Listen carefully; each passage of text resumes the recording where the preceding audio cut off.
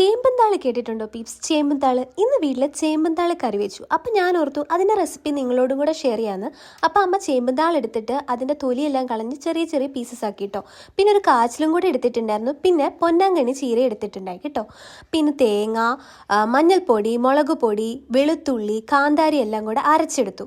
പിന്നെ കുക്കറിലേക്ക് ഒരു തക്കാളിയും കൂടെ ആഡ് ചെയ്തിട്ട് കുറച്ചുകൂടെ മഞ്ഞൾപ്പൊടി, ഉപ്പും കൂടി ഇട്ടു. കുക്കറിലിരുന്ന് വേവുന്ന സമയത്ത് കുറച്ച് എണ്ണയും കടുക് പൊട്ടിച്ചതും പിന്നെ കറിവേപ്പില പൊട്ടിച്ചും അമ്മ ഒരു ഉള്ളിയും കൂടെ പൊട്ടിച്ചിട്ട് ഒന്ന് താളിച്ചെടുത്തിട്ടുണ്ടായിരുന്നു. അതിലേക്ക് നമ്മുടെ അരപ്പൂടെ ചേർത്ത് ജസ്റ്റ് ഒന്ന് ചൂടാക്കി എടുത്തു കേട്ടോ. അപ്പോഴേക്കും നമ്മുടെ കുക്കറിലിരുന്ന് എല്ലാം വെന്ത് കിട്ടിയിട്ടുണ്ടായിരുന്നു. ഇനി ഇതും കൂടെ നമ്മുടെ ഈ ഒരു മസാലക്കൂടിലേക്ക് ആഡ് ചെയ്യണം. കുറച്ച് മുളക് പൊടി കൂടെ ചേർത്തിട്ടുണ്ടായിരുന്നു കേട്ടോ. എന്നിട്ട് അതിലേക്ക് മിക്സ് ചെയ്തെടുത്താൽ മതി. ഒന്ന് ചൂടായി വരുമ്പോഴത്തേക്കും നമ്മുടെ ചേമ്പന്താള് കറി അല്ലെങ്കിൽ ഉടച്ചു കറി ഇവിടെ റെഡി ആയിട്ടുണ്ട് കേട്ടോ.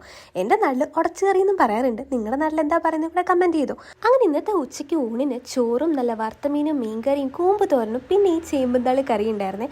ഒരു അടിപൊളി ഊണായി, കുശാലായിരുന്നു. അപ്പോൾ ഓക്കെടാ, ബൈ, നെക്സ്റ്റ് വീഡിയോ കാണാം.